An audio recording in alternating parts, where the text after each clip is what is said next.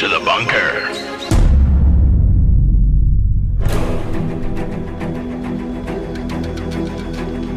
Join Nikki, Rosella, Robert, Kayla, and Cole Wednesdays at 10 p.m. Pacific Standard Time as we traverse the portals of the universe. Discover the secrets of the cryptids. Uncover the truth of conspiracy. And explore the hauntings of our world.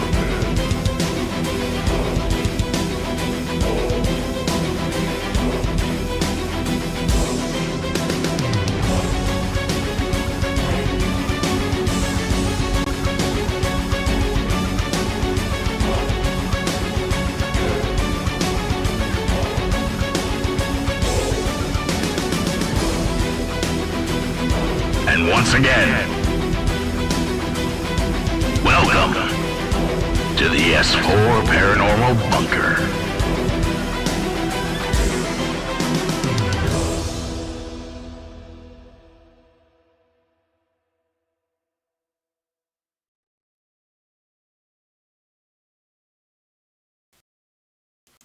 Hello, ladies and gentlemen, and welcome to another awesome episode of the S4 Paranormal Bunker, brought to you live here in the Cascade Mountains. So, tonight we are talking about past lives, future lives, and the shit show we're living right now. So, but tonight the only one we have with us is Nikki Jacobs, because Robert's got a bunch of stuff to do. Because right now it is like daytime there. So, and Yeah. for us it's 10 p.m., but for him it's what, 3 o'clock? I think. 5 p.m. there. Yeah. So, and then Rosella is getting prepped because her kids are both graduating to new schools this year. Yep. So, which I totally get, because there will be no show on June 11th due to the fact that our son Hunter will be graduating as well. Yep. So, and that's the day my mommy's coming. So, friend. Yeah, we can put him in the corner. Excuse me? Well, she will. We'll convince her. Really? Yeah. Huh. We'll see how that goes. Friend. But, so yeah, tonight we're talking about past lives, but Nikki was on a show earlier this week. Yeah, over the weekend. It's quite the interesting show, to say the very least. I don't even know where to go with that. Okay, here's the deal. You're asking me questions. Here's the deal, though. Yeah. Everyone knows, well, not everyone knows. When we first came back to the bunker, we decided that when it came to other groups and other stuff that was happening, we weren't going to pull punches. But that was a personal decision. That was a personal decision between me and Eric. Now, Okay.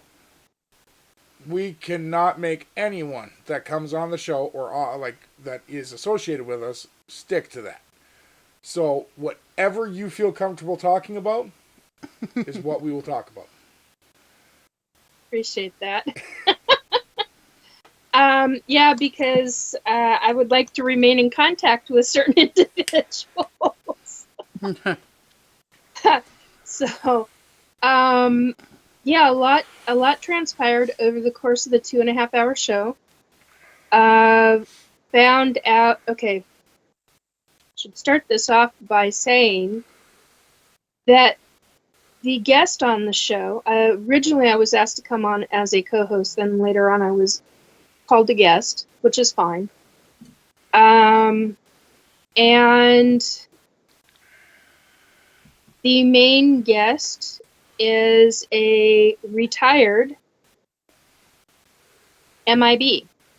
And for those that do not know what that means, Men in Black is what that means. And he was started very young in military and went, got put into MIB. Which it seems they do a lot. Yes. And that's what I've come to find out. I didn't know that, fully know that, until I talked to certain people today.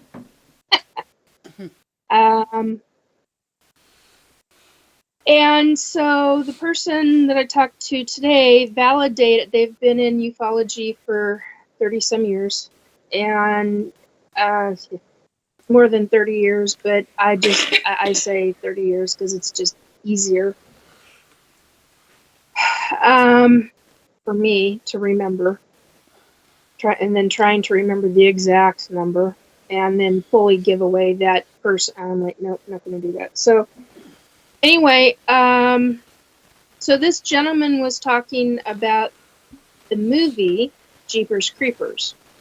And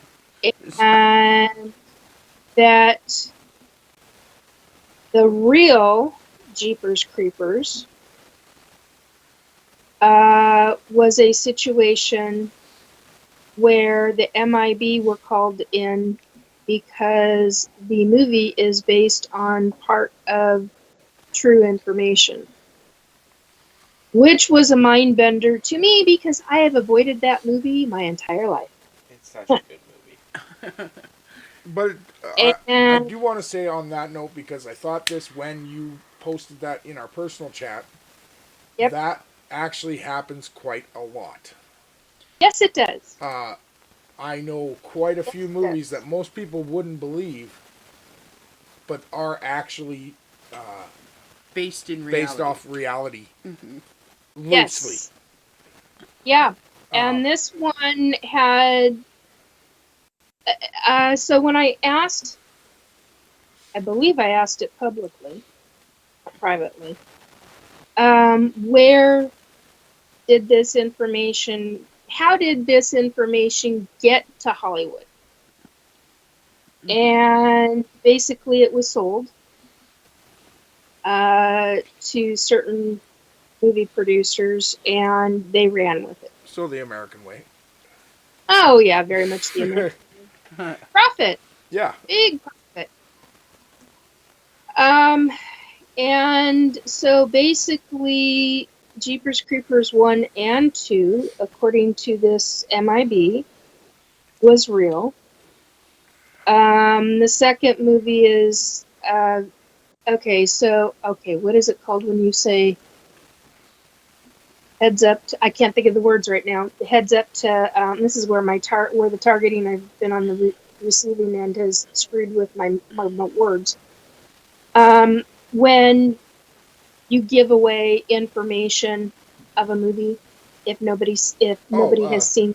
I can't think of what it's called. Spoiler. Spoiler, yeah. So spoiler alert. Second movie, the thing was killed. And he says movies 3 and 4 were completely fabricated. Mm-hmm. Which, hello, understandable. But this thing flew, had wings, was reptilian-like. They don't know where it came from. There were real individuals on site that are actually characters in the movie, such as the psychic, such as somewhere between 1 and 3 MIB. That kind of thing. So it was quite an eye-opener when I had a private conversation with this gentleman and the host. And so we were on the phone for 5 hours. So we had a 2.5-hour show, and then the three of us talked for another 2.5 hours. I had a lot of questions. Mm-hmm. Fair. And rightly so, and quite understandable. Yeah. And basically, well, about him and kind of how he came to be and all of that. And how he came to be MIB and everything. And I'm not going to get into all of that. I have had, and this is understandable to some degree, I have had problems validating who he is, vetting him, because, hello, once you're in a government position of that nature, as far as I know, from what I have been, okay, somebody on the other side, okay, no, it's the spirit, scrubbed. All of their information is scrubbed. So I've got a spirit here with me who has chosen to stay with me tonight during the show. I can say that. I cannot say who. I have too much respect for this individual and who they are, and they have been with me before during the show. I will say that. That's all I'm going to. Can the spirit feel me right now?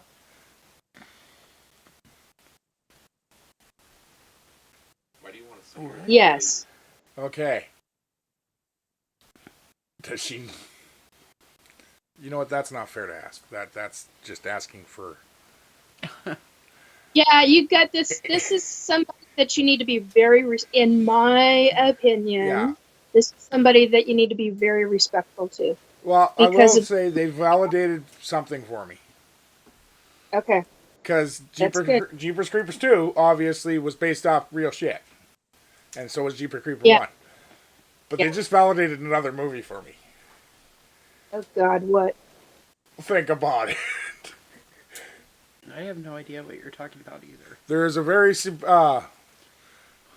signature scene for anyone who is in the paranormal industry where Agent K is sitting there scrubbing. Oh, damn. Yeah, got it. So, but the question I want to ask is the fingernail or fingerprint thing real too. What fingerprint thing? So they actually according to the movie, the MIB developed an actual the ability to actually erase your fingerprints. Like just burn them off? No, it goes beyond that. I just literally got told we're not going there tonight. Okay. And then they said your name, and so this person doesn't typically say names. So when they call somebody, basically you just gotta. It's the fact that that movie for me is iconic. Mm-hmm. Yeah. Like Jeepers Creepers, that's a great movie. Men in Black, though. That was a generational movie. Yeah. It is one that can be shown through multiple generations, and they'll all enjoy it. Yeah, very much so. I fully agree with that. So, basically, when somebody goes into deep government, their information gets scrubbed. Now, I have been personally told that by somebody who would know. By somebody it makes sense. Information scrubbed from their personal history. Well, the thing with that is you would almost have to. In order to protect your family, in order to protect everything like that. Like, if you're in an agency where you are going head-to-head with things of that nature, you don't want them showing up at your grandparents' farmhouse and being like, hey, buddy. You know what I mean? Like, you wouldn't want that to affect all of the people in your before life. That's also the thing. I think this is one of the weird agencies where I don't believe the movie is 100% accurate. There's no fucking way any No. God, no. So some of their agents have to be able to work in the public light. Oh yeah. Yep. Oh, for sure. So therefore, those ones work for different divisions of other agencies. Mm-hmm. And their information isn't scrubbed; it's redacted. Yeah. To the point where their name is the only thing real. Yes, or they will give them a persona Yes. based off of the fact that you need to be able to get in with this particular group of people. Here's your persona. Here's who you are. It's like a almost 007 type crap where, yes, you are now this person. Like, make it happen. You know. This is how Yeah. Kirby started. Until the day that they actually invent that paper that every single one of my favorite agents or You're talking like the employees- Doctor Who paper? Yes, the Doctor Who paper, the librarian paper, the MIB paper. Yeah, the one for- that like automatically like mentally puts in whatever you think would be the agency that would come for yeah, that. the best the paper gives the best guess you have of who they should be. So if you think, okay, this guy's going to be FBI, Psychic paper. It's psychic paper. It says, yes, this is an FBI agent. It gives the credentials based off of what you believe would be the reason that somebody would be there.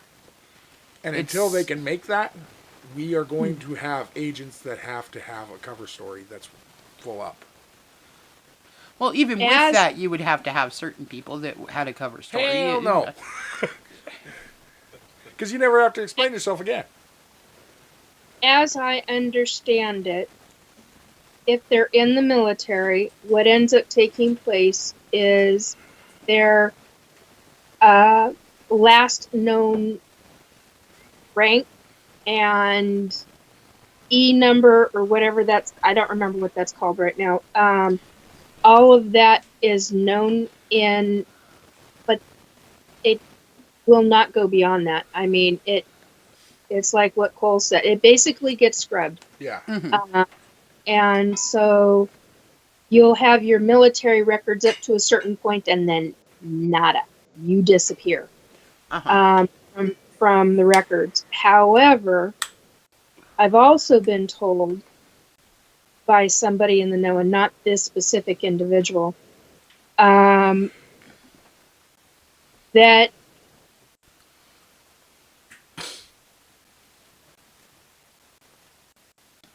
you then start a new file folder with whichever organization you're with. Yeah. Well, I mean, you would have to. Because they need to know what your accomplishments are based off of their organization as well. It's just like any hire paperwork or anything like that for any company.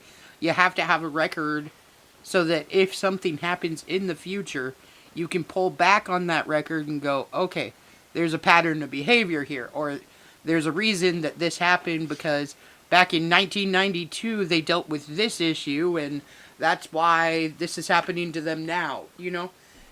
Yeah. We as humans can't always remember in vivid detail the exact way something happened, so we have to have written documentation of it for us to be able to pull back on. Yes. Yeah. Pretty much. For So, this guy actually, he's the first one that has been able to answer the potentiality, the possibility of why I'm being targeted. That was a very big deal to me. No. Regarding that book that I've talked about for a long frickin' time, number of years now. Mm-hmm. And that was it should not have been a mind bender to me, but it was. And it's interesting that even though the government asshats who show up in Astral, I can track them right back to certain buildings that are known CIA buildings. I did find out it's highly possible that they are also part of another corporate conglomerate company that works, I'm trying to word this carefully, that works with the government or has contracts with. And so I found that to be very fascinating. And it goes along the lines of what I have been told psychically from the other side, from various different people on the other side. Quite a few, in fact, which has just rather astounded me by how many spirits came forward and started telling me information. So he validated all of that. Fancy. Yeah, it was pretty incredible to have that that validation, uh, especially with all the spirits that had come forward over the course of time. Yeah. And I found out the real possibility of why I'm being targeted, because these companies really do not want any of their secrets out, and they don't want to screw with any of their government contracts. Mm-hmm.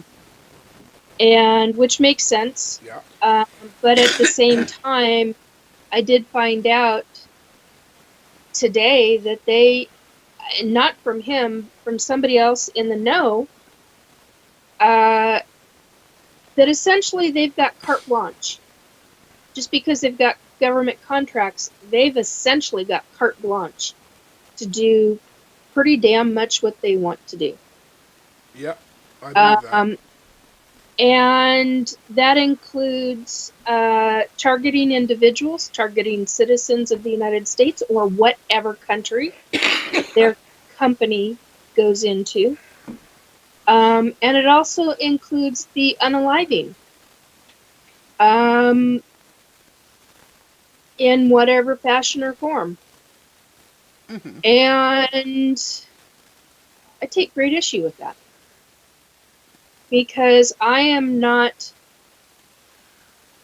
a high targeted individual, but apparently in some grandiose freaking way I am, and because I simply know about the book. And to have somebody in MUFON about 3 years ago publicly come out after I asked a question of the host, they knew the situation, and they asked this very well-known MUFON director, who I think is now retired director, if I am correct. If I'm not, I do apologize. And he stated quite publicly, yeah, there is a legendary, very well-known legendary book in ufology where the government has every document in a book. It's a legendary book. And he went on to say that the book was most likely buried and locked away in some vault. That was the word I couldn't think of. It's the Coca-Cola vault. So, I did have found out through the other side that I need to cool my jets on these people, because I want retribution. And that, yeah, I'm going to get it, but it's going to take a while. And they have something very specifically, the other side, Source and a bunch of other hierarchies have a very serious set. I've got shown what was going to be done. And I was like, oh my God, that's worse than anything I could ever think of. I mean, like, exponentially worse than I can ever think of. Okay, a little off topic here, but did you guys Yeah. hear that Annabelle is on tour? Just What? recently I saw something Yeah. about Annabelle. Like the real one? Yeah, they're moving her around. Yeah. Oh, It's all. that's a good Yeah, plan. so far a building has already burnt down from it, but yeah, but she's been on tour and she's traveling around. People are getting photos with her, taking videos. It's super cool. Oh yeah. Yeah, sounds like a great idea. I know. Jesus. She was told to I never have be choice moved. words for that. Mm-hmm. She was told to never be moved. No. Well, what's her name? Lorraine Warren told us to never move her. But, Yeah. hey, she's Yeah, for going. good She's reason. going on TikTok tour. It's amazing. Okay. I'm just saying. Yeah, Thoughts? my thoughts. I think it is the stupidest thing that could be done. And yeah, I said that publicly. Yeah. Grandson, I'm sure is probably not responsible for that. Grandson is a very well-known psychic. I know people that know him. I mean, like, really know him, and I would imagine, I can only imagine what he would, because he was very clear about his grandparents talking about that doll. But isn't he the new owner? No, No. No, No. who owns him now? no. Who owns her now? I honestly don't remember. I think it's cousins of his. Yeah. Well, that was I think some cousins of his, if I remember correctly. I think he didn't actually get the house and all the artifacts. I believe some other family members did. Okay. So here's the thing. Everybody knows Annabelle because I mean it was made such a public story. Yeah. That I mean Oh. even little kids all the way up to like 90-year-old people, they all know who Annabelle is if you bring it up. Okay, whoa, haunted doll. Cool. But there are some really terrifying fucking things in there that are not necessarily as well known as Annabelle. Okay, like if somebody Yes. showed you Annabelle, you'd be like, oh, ew, no, I don't want to touch that because you'd know immediately. Yeah. But Yep. some of these other things look like average everyday items. Like some like are it would be something that you would pick up at a garage sale, or it'd be something you'd see at Goodwill and be like, oh, hey, look at this thing. Okay, that kind of stuff. Exactly. So it's kind of terrifying that these artifacts that were taken for a reason could And potentially end up back in the world doing their damage. But I think it would Again. be kind of cool to own one. No. No, bud. Like one No. of the music boxes. I actually, no, I've got somebody. I haven't talked to her in quite a while, but she's got haunted dolls. And she used to do a paranormal show, and every once in a while the dolls would start acting up. No, okay. And it's interesting. How do I put that? I think that anything that had massive meaning and purpose to somebody can contain a piece of their energy. I really do believe that.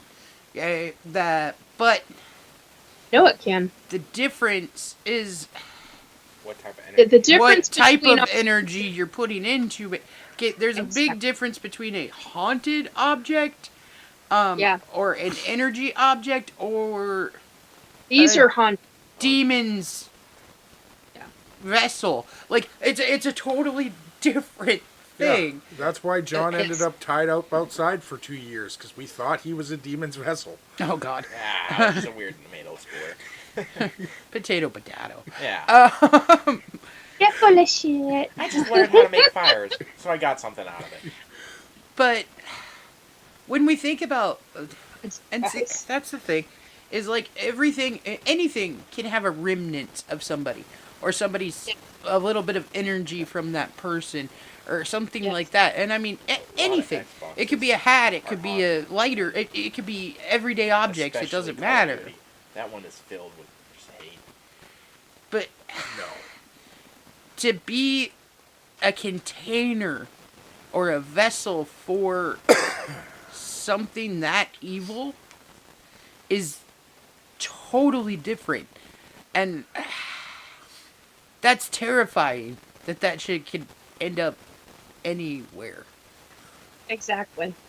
So actually, John just said something that reminded me of something that is one of the most heartwarming things, even if it is a haunted object.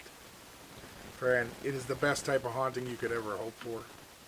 Friend, there is a bunch of kids out there growing up right now who are playing games on either their dad or their uncles or their brothers' old consoles.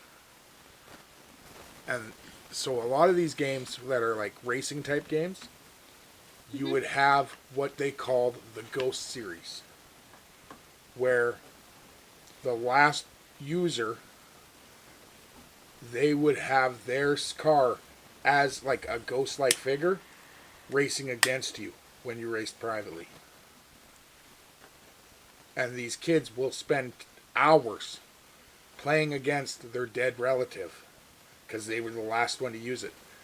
And they stop just before it ends. They will never allow themselves to beat them, because if you beat the ghost, it's no longer their ghost again. It's yours. Interesting. So they go as hard as they can until the very last lap, and then they let go and let the old user win. Yeah. And it's their way of reconnecting to their dead relative. Well, that's fascinating. Isn't it cool, though, like, that they can still, like, something that these guys created back in the day, these coders, just so that you could get better at a game, has become something that you can connect with people who have passed on. Yeah, that's kind of cool. There's a lot of that kind of stuff that you don't think would have such an impact. You think it's just like this little piece of something. And in the end, it has a huge impact on certain families and certain people. Yeah. And I've always found that really cool, that little Easter egg type stuff can be some of the coolest shit for grieving families. Pretty awesome, actually, yeah. Never would have thought about that. I wonder how my son would have done if his great-grandfather had played chess on a computer. Right? Mm-hmm. Because the two of them used to play chess quite often. 7 years old to a 90-something-year-old.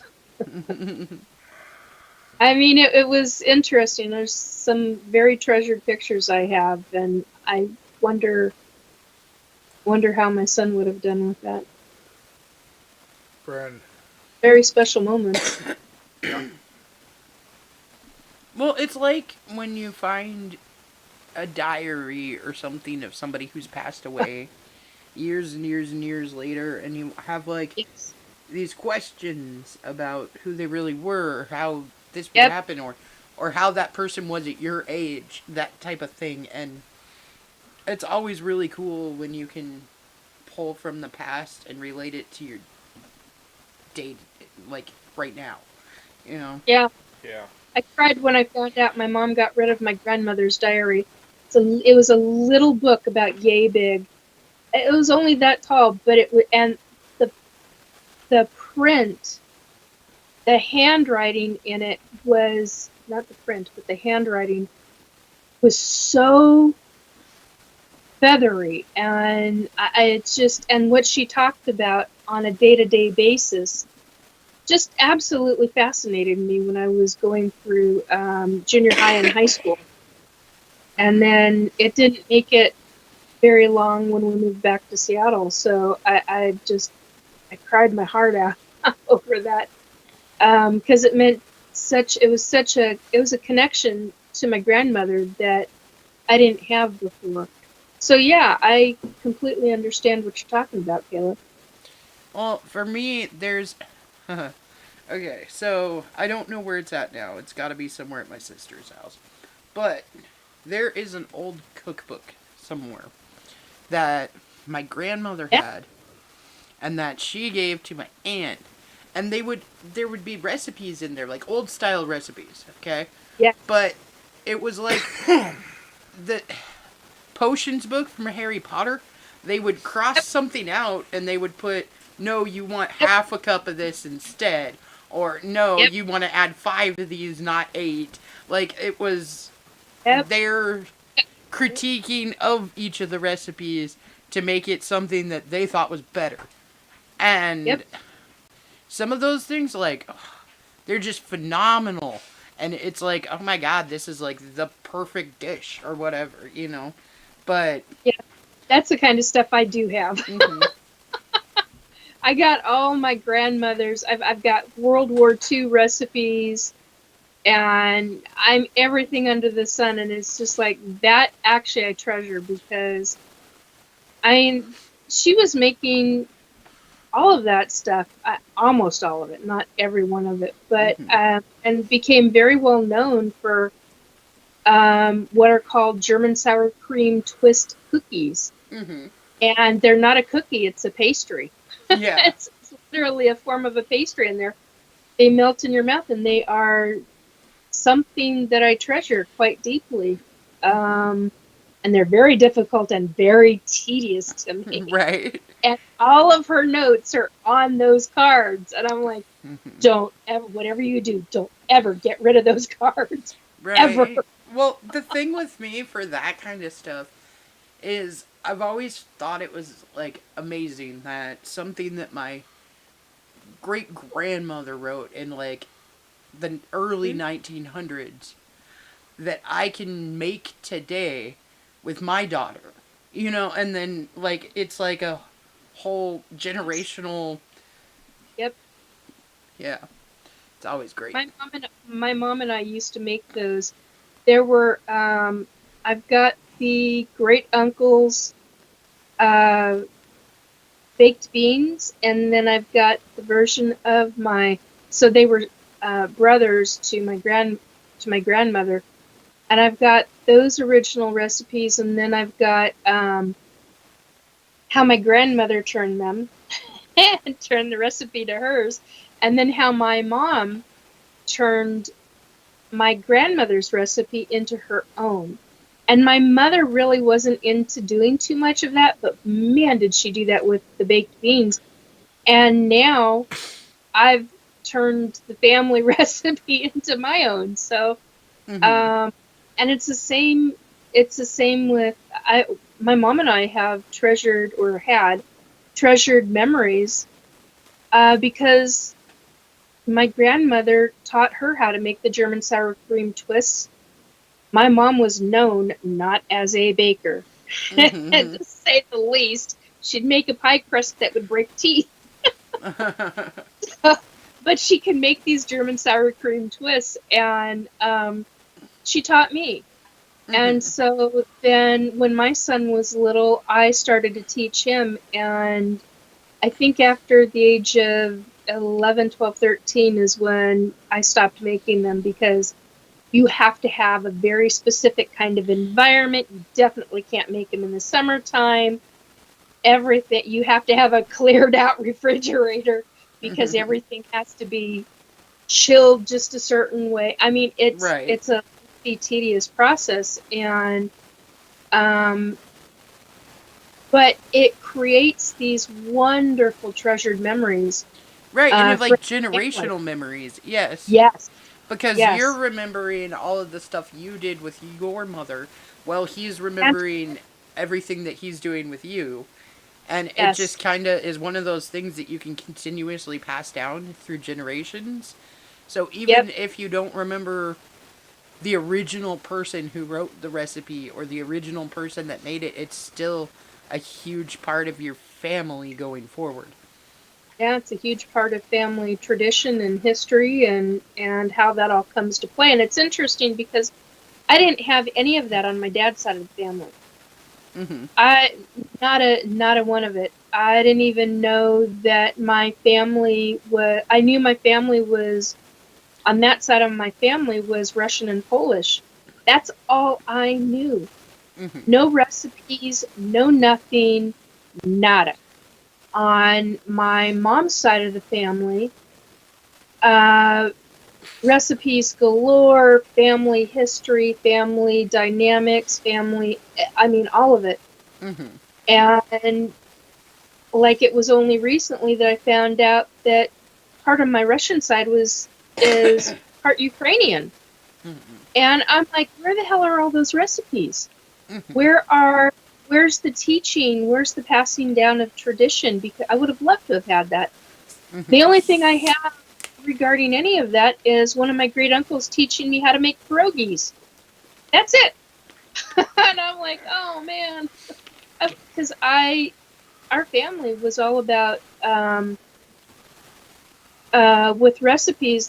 There comes tradition.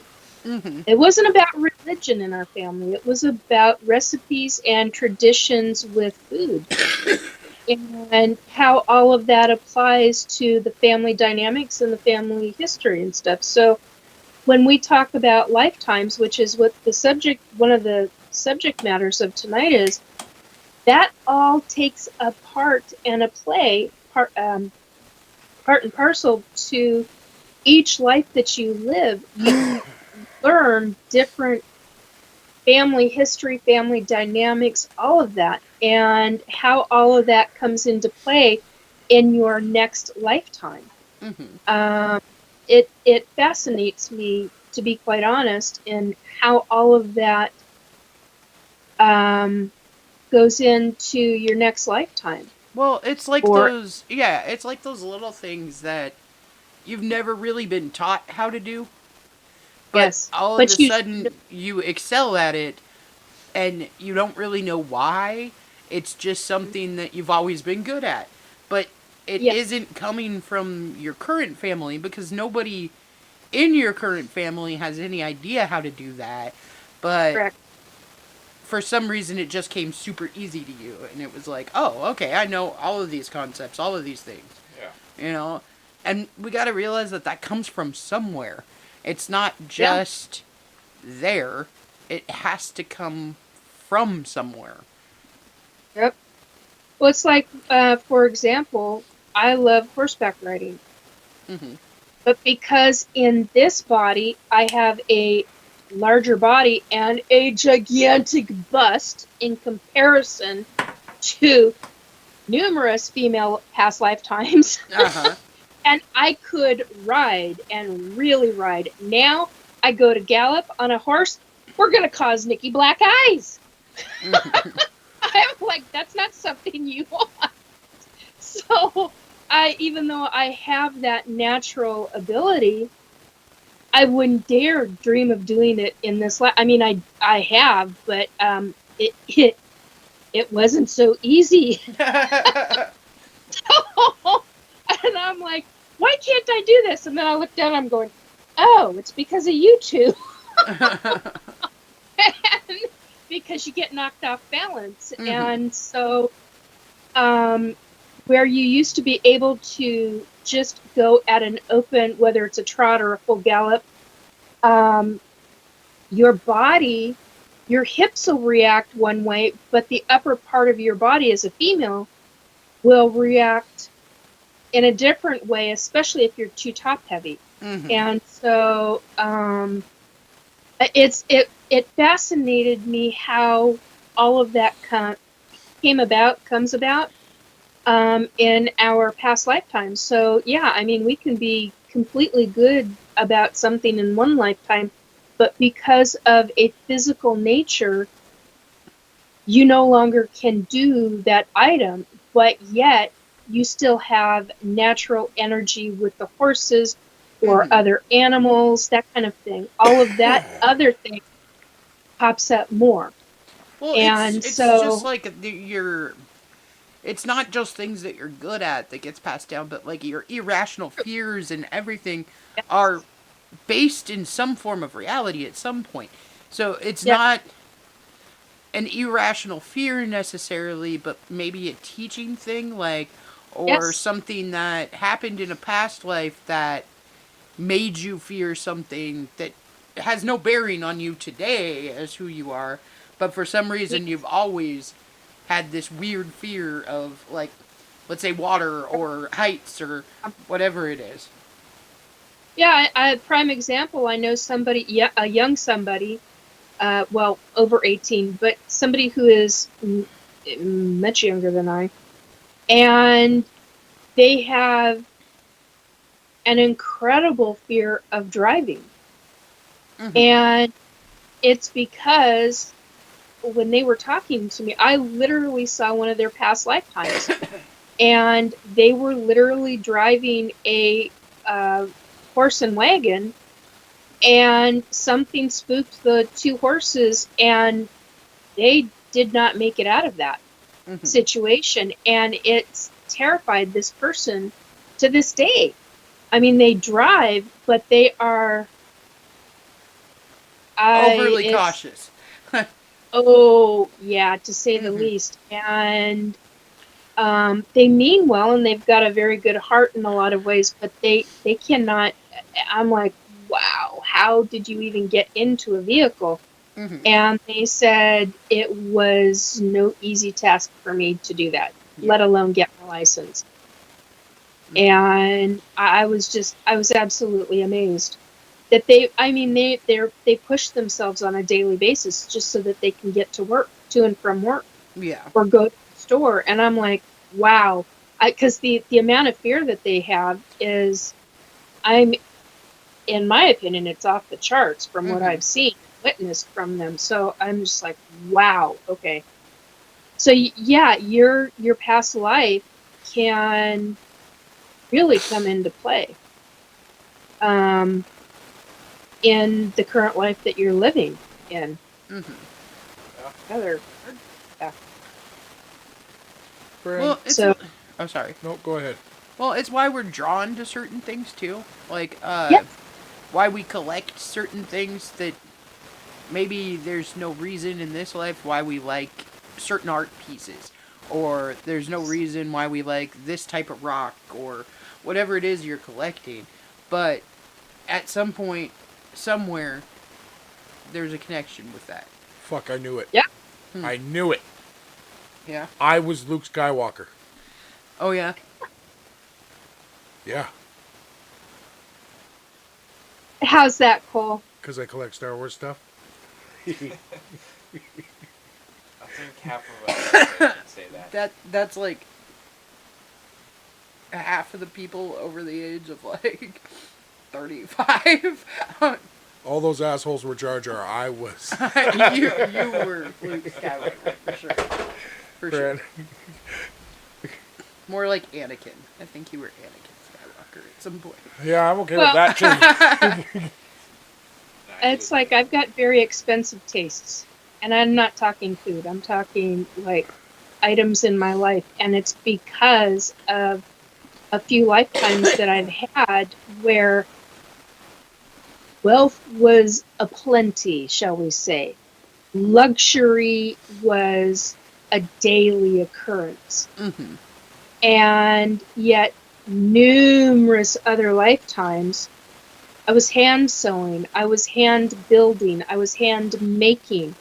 And so all of that has come into play for me in this lifetime, where I'm kind of like a jack of all trades. I grew up in construction with a grandfather who owned a plumbing business, but yet was building homes. And now measuring and cutting wood, I absolutely, totally, and completely suck at. Don't ever have me do that. But I can hammer and do a nail and or use a nail gun or a sawzall or any of that, or paint. I'm very good at painting and things like, and I mean, we're talking like Houses construction, and stuff. Yeah. houses inside and without tape, and unless I'm doing something specific, that's a whole other ball game. But all of that comes from past lifetimes, and I know it comes from past lifetimes. The hand sewing, the other part of that is that it also came to my great aunts and great uncles and my grandmother, because they learned that, and it's a passed down type of situation. So then you get that kind of a situation going. So yeah, all of this comes into play with past lifetimes into your current life. And you can conceivably say, look, this is what I want to, you can put on a white, I was going to say a whiteboard. You can make a memory board to where these are the kinds of things that I want to do in my next lifetime.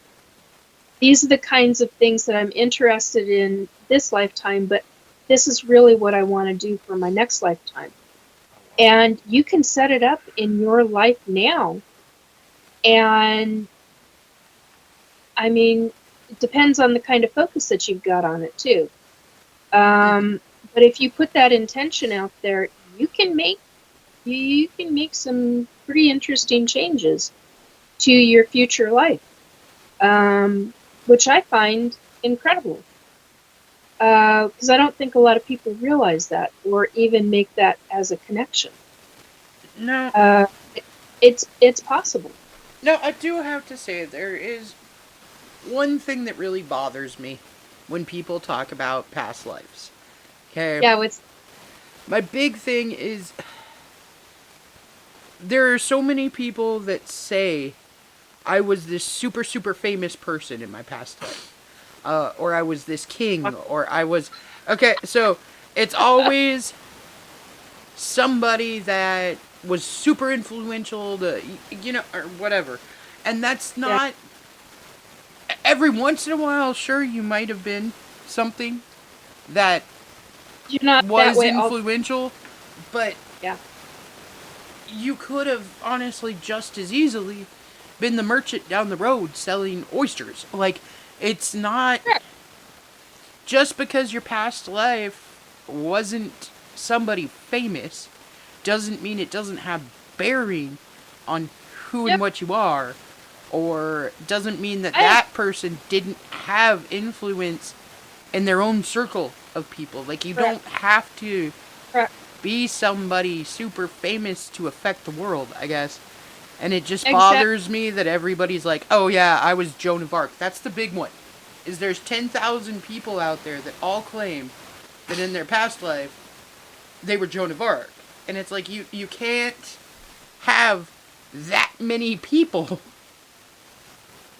Be Joan I don't be agree Joan with of that. Arc. Like, it's just not I possible. don't agree with that. No, it's not possible. However, Hold on. Whoa, hang whoa, whoa. on. What, Cole? I think it is a little bit. In what way? Well, they can be picking up on her. Everyone, we talk about how we have a cosmic consciousness. We talk about how we have the Akashic records. We talk about how, when you go there,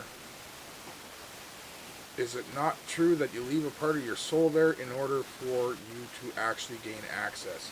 Not like leave permanently, but you drop a part of You your leave soul your imprint. because you leave your imprint there. What, at the Akashic Records? Yes, at your own record when you go there. Well, there's the You record of can't- you seeing your record in your record. Yes. So, So you yes, would leave you're a part of leaving you. a part of your. Okay, because you go there. Yeah, because you go there. Look, we leave an imprint. We leave an energy. It's called an energy signature. That's, We leave an that's what I'm looking for. Okay. Okay, we leave an energy signature wherever we have physically gone.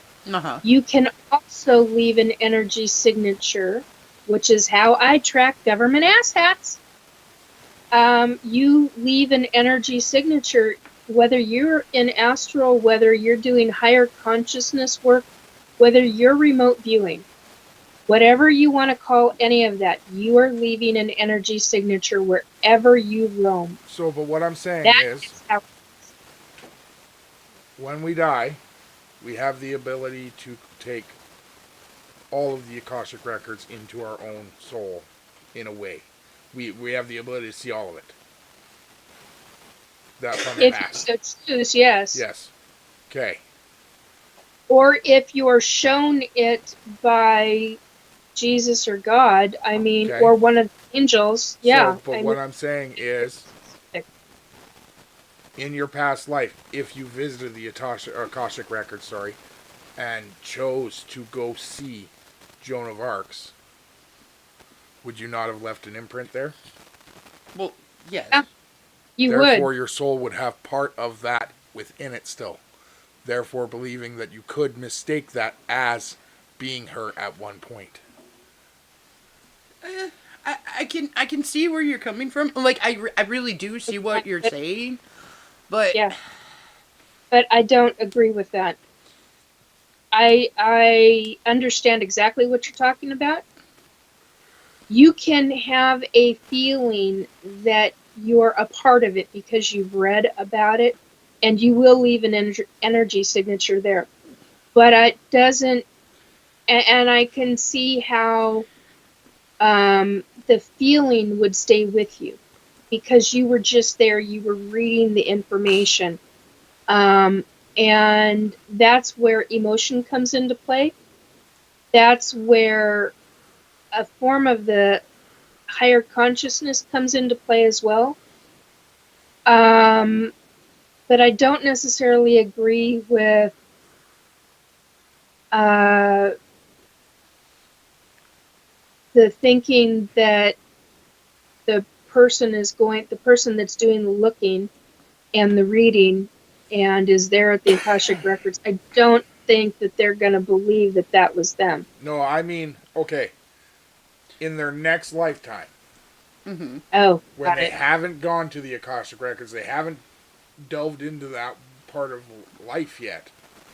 Yeah. I could see where you could mistakenly mistake it. think that you were somebody else because you have enough information on their life. Yes. I can see what you're talking about now, where if you had enough information and enough pull towards that person to where you would consider that maybe a lifetime that you lived, because where did this information come from? Why do I know this about this person? Yeah, because I don't view the Akashic Records as just a book you read. I Right. view it as many It's more of different an types experience information. versus a... Yes. Yeah. It's like watching a movie. Well, not really watching a movie. It's like... Being in the movie. No, it's more like a download, if that makes sense. So it's kind of like you get every aspect. You get page by page. It's literally a page turner.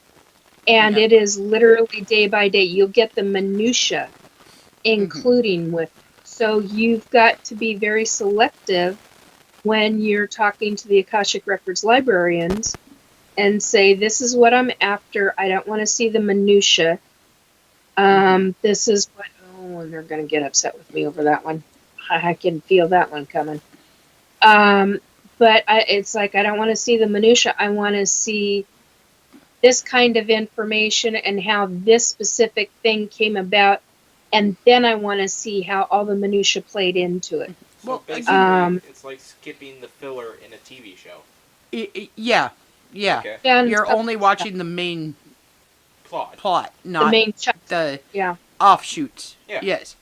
Now, the other thing with that, though, is I could see where people would definitely mistake the fact that they might have been somebody else in a past life, because if you were close enough to that person, then you do have enough information on that person to where you wouldn't necessarily know that you weren't that person versus the person that you were. Like if you were an advisor to, or if you were somebody that was very, very close to, and then you would have information on their lives that you shouldn't have.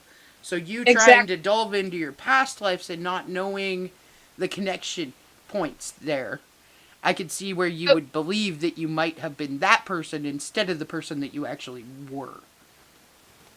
So, as an example of what Kayla is talking about, for a lot of years when I was growing up, I used to believe I was one specific individual. I never understood why.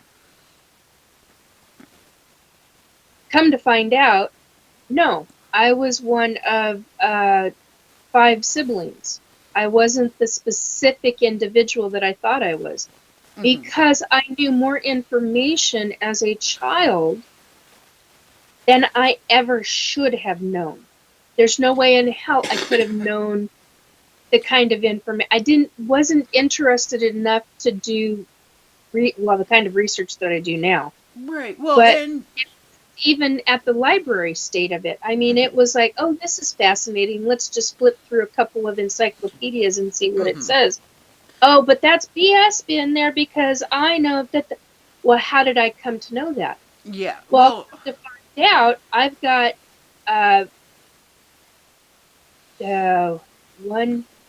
I've got 3 siblings, me being the 4th. I don't know who the 5th one is. I know that in that family, I was the boy and the little boy. And but yet I thought I was one of the sisters. So all the way up until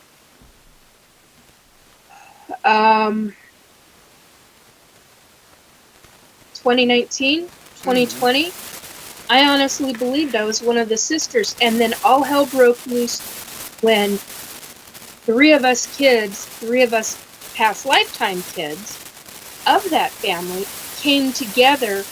We're talking, and all three of us start getting psychic hits on each other. Yes, you're correct. I'm not saying that publicly. Yeah. No, totally.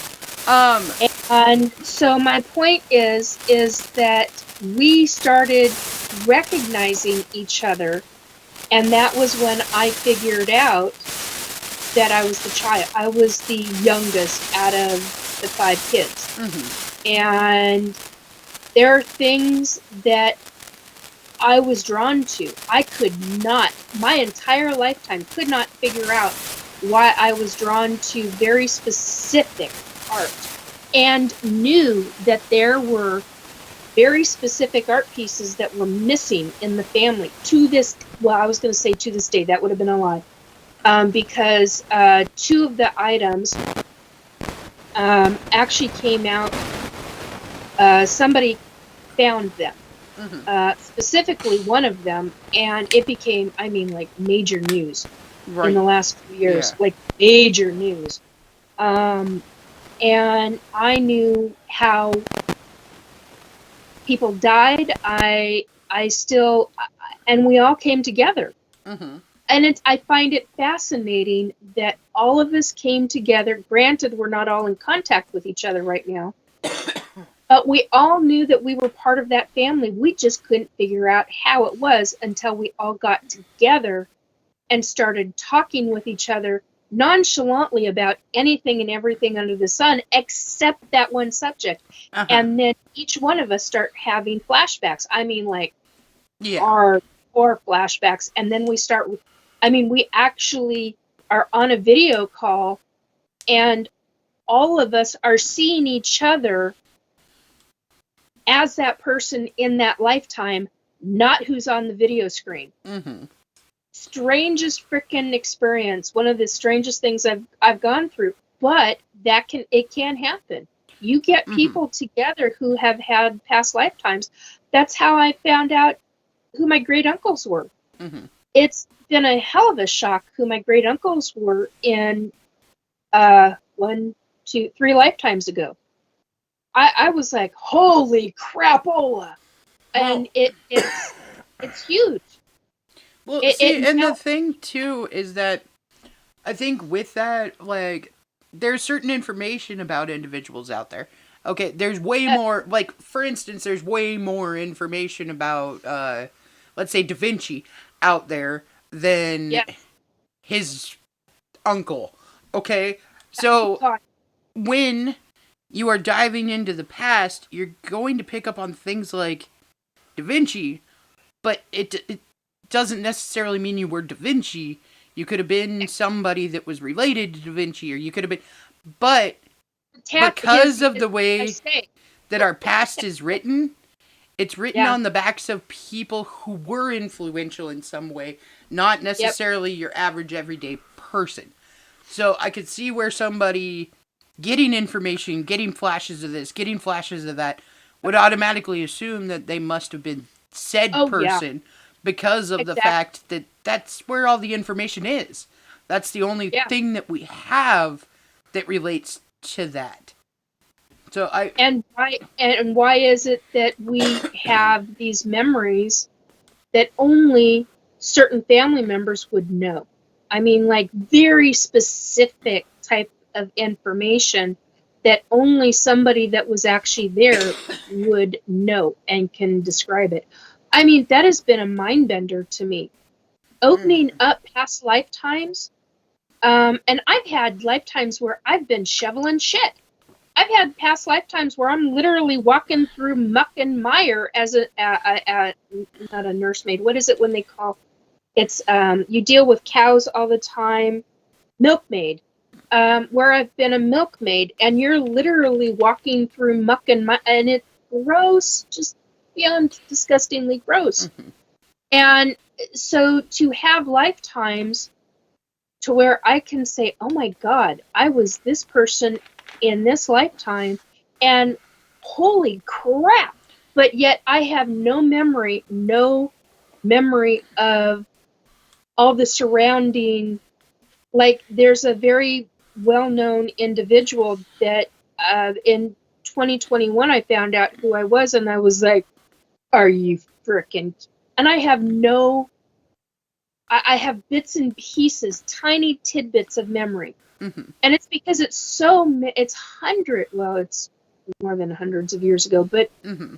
it just was mind-boggling to me. Well, the other And thing that I wish people would understand, kind of too, is that we're not necessarily even reincarnations of humans.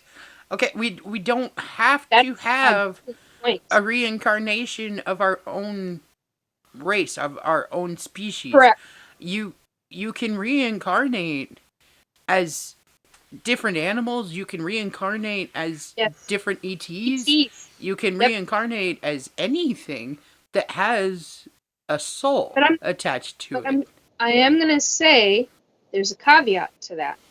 Caveat is the fact that once you're here on Earth as a human, you got to be very careful, because you're not necessarily going to go straight into being an ET again. You'll come in as an ET, coming in to be incarnate as a human. But honey, it's going to be a long time before you come back out of it again and go into being an ET. Well, I think Which is hard. it's possible, but I think it also depends on the individual and the individual soul and what your purpose and what your learning was supposed to be.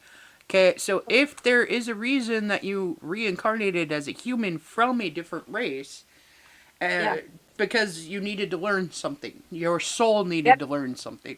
So if you were able to actually reincarnate, learn what you needed to learn, then there is no reason that your future reincarnation wouldn't be of the race you originally were versus the race that of human.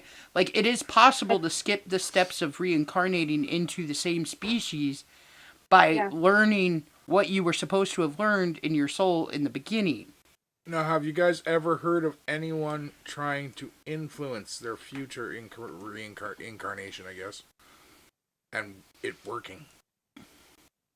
I only know one person where it hasn't worked, and they've consistently tried for 3-4 lifetimes, and it hasn't worked because they have not learned what it is that they're supposed to learn. Well, they haven't followed through. That's part of the problem. That's a whole nother mind F altogether. There's the financial aspect. And there's actually been some documented cases of this being a reality, of this actually happening. And it's where in a past lifetime you put something away and only you knew where it was, and going into future lifetimes you were able to relocate that item based on the fact that you were the one that put it there in the first place. And there has been financial gains for future lifetimes based off of previous lifetime information. But they're not super common things. It isn't something that happens to everybody, and honestly, most of the time it's an accident that leads to financial gains or future help from generations of the past reincarnations. Okay. But knowledge base, there is a gain. There's always a gain knowledge base, because you have that previous knowledge and those previous thought processes to a degree, which will help you in your future lives figuring out different job opportunities, different things that will work for you that there's really no reason that they should, if that makes sense, because of the knowledge that you have from a previous lifetime. So sometimes that will come into play and make it so that you will have gains in employment, you'll have gains in social statuses, things like that. No, that doesn't help. Have you met our future generations? Look at him. Hey, I'm going to be pretty successful. Oh, yeah? Y'all. Yet still dumb as shit. Like, Hey, man. Hey, it worked for other billionaires. It happens. It happens. Like, I'm going to win the lottery and just live the rest of my days in drinking pina coladas on Hawaii Beach. There you go. well, at least you said Hawaii and not Ohio. Like, Hey, I don't want to go there. They got The skibidi beaches of toilets. Arizona are beautiful. Yeah. Trust me. Oh my! Well, they will be in a few years. Just FYI. I heard Normandy was good back in the day. Oh my god, that's funny. Oh. friend. So, What? do you guys think a person can do to influence their next life? Like, to... A horrible act. Okay, that Just saying. comes into learning anything and everything that you can about the life lessons, breaking cycles of past lifetimes. That's one of the reasons why I've been doing so much work this lifetime, is to break patterns, to break cycles. And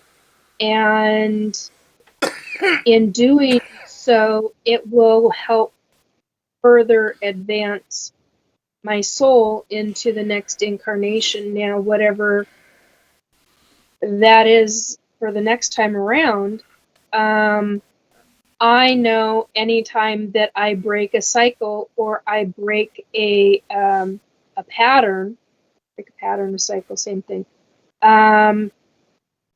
When I do that, for me, psychically, I hear a giant, like a giant balloon bubble burst.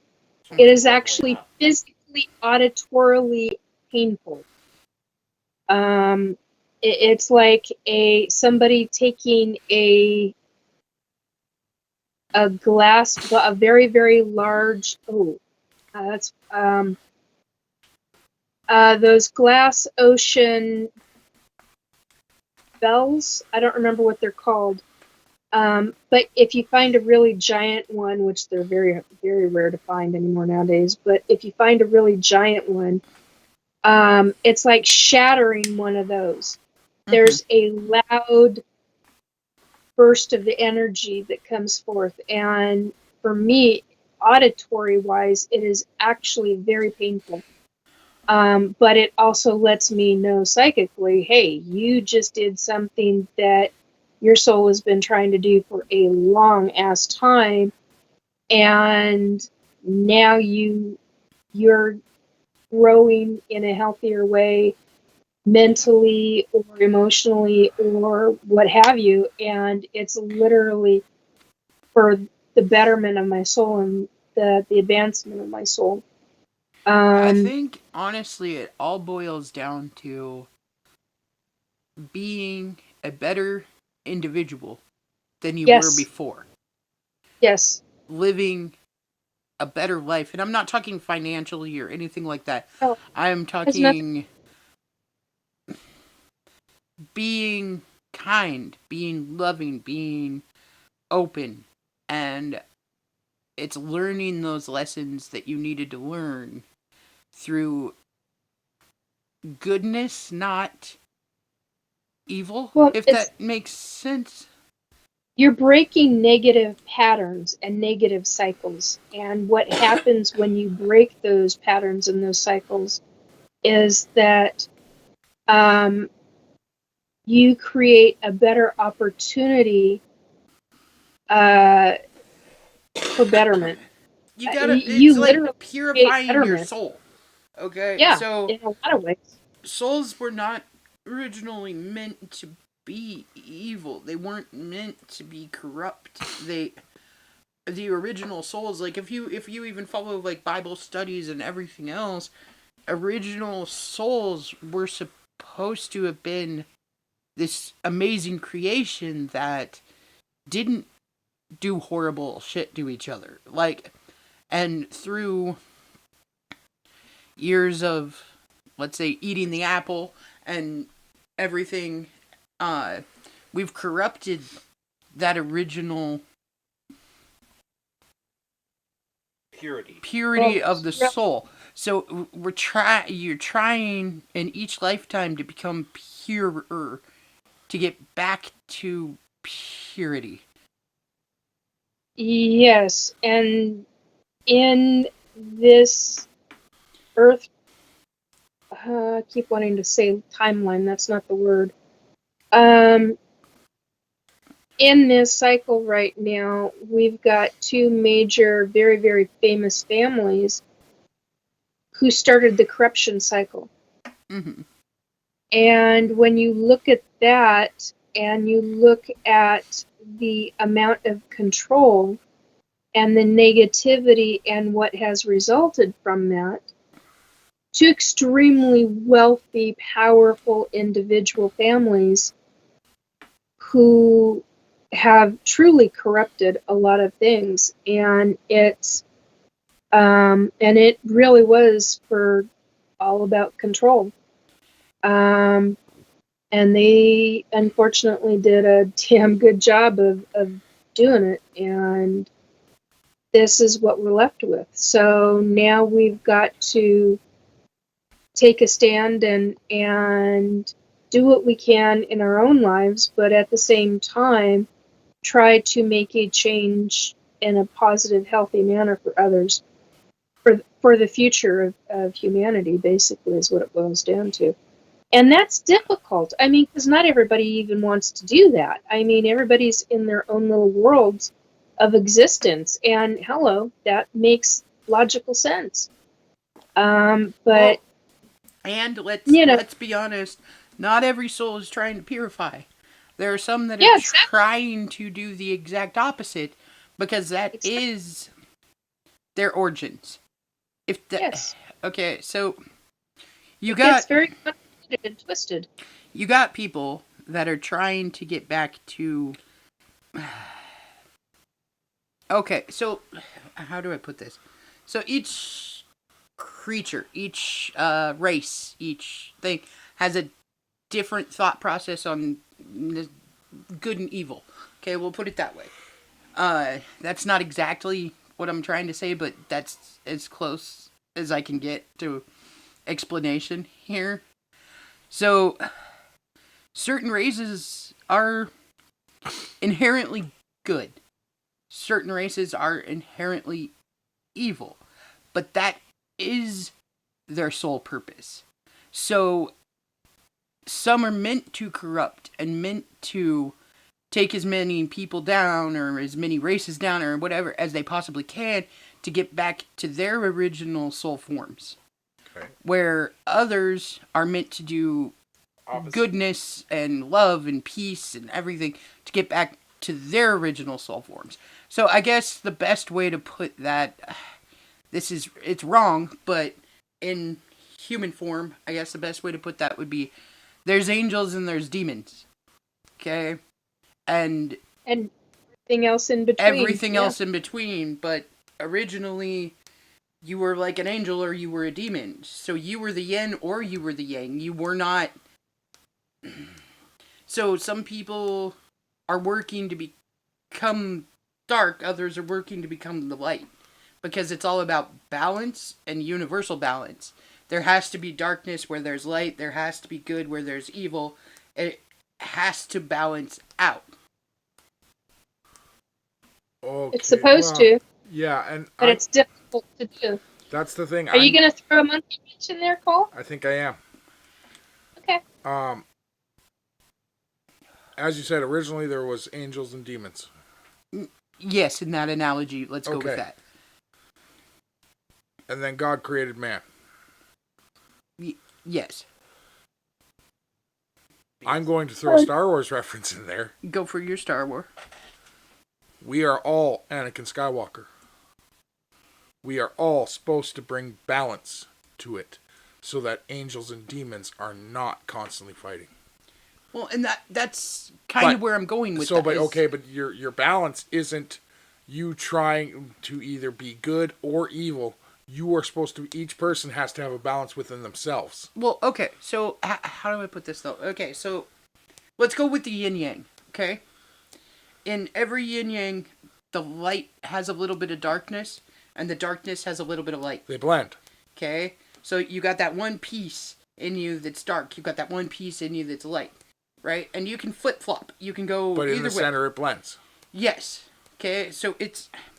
I guess the best way to put it would be through acts of kindness, through acts of hate.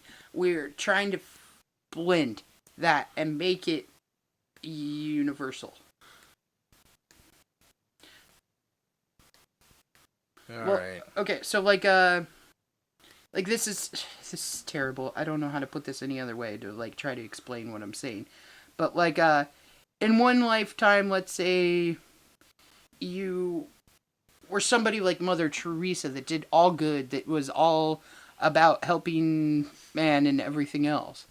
Well, in your next lifetime, maybe you were reincarnated as somebody who was more evil, I guess. But it's finding the balance between the two and continuing with that.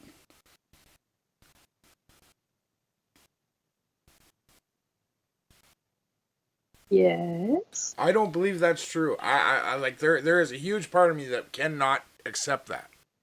Okay. I don't believe we have to find a balance. I believe we have to find a balance between darkness and light. That doesn't mean evil and good. Well, no, and that's why I was saying this is it's words that I can use that kind of describe, but it's not what I'm trying to say. It's the only way I can figure out the describing factor of it. I'm not saying necessarily good and evil. I guess... Because I really have an issue with believing better, that a person like Mother Teresa came back and said, I'm going to be a dick. No, okay, so more, okay, let's say like, oh my god. if somebody like Hitler was reincarnated and became somebody like Mother Teresa, it's taking the past life and becoming a different version, but you have to balance it in order to learn and in order to grow and in order to be what you're supposed to be. You have to balance it in sometimes drastic and ridiculous ways. But there isn't always a basic factory reset of what your soul originally is. I think what it kind of is when you reincarnate, you're put in a different scenario so that your soul can look at a different perspective on the world, and then it can learn and grow from those experiences. Well, exactly. Yeah. It's you have to have all of it. Yeah. In order to live the actual experience, in order to be better, you have to not only know one side, you have to know both. Because basically, your soul's whole goal in life is to learn, adapt, and overcome. Yeah, but you're thinking of a soul as in human concept. Okay, so you're thinking of a soul as... But a soul is not describable in human concept. It's a extra-dimensionary form. But it's the only way we can, as humans, can describe it. Exactly, and that's what I'm saying is it's impossible for me to say what I'm trying to say in human terms because the words don't actually exist. Yeah. It's like trying to describe bread without bread being a word. Yeah. Well, for example, the ET hybrids that I've had as children, The last one, I learned through him that he's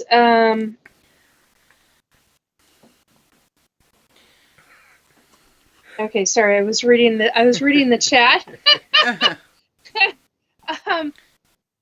Crap, now I lost my phrasing. Oh, so I learned through the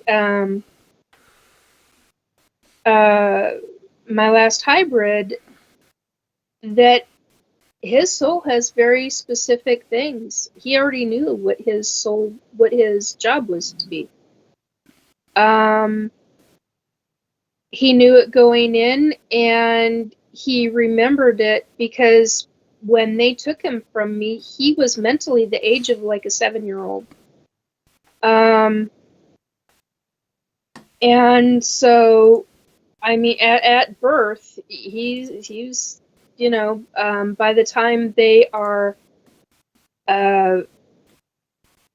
birthed, because these specific ETs are taken from me after 3 months and then put in gestational containers for another 3 months. And what ends up, hey, Robert. Hey, there you are, bud. Hey, Robert.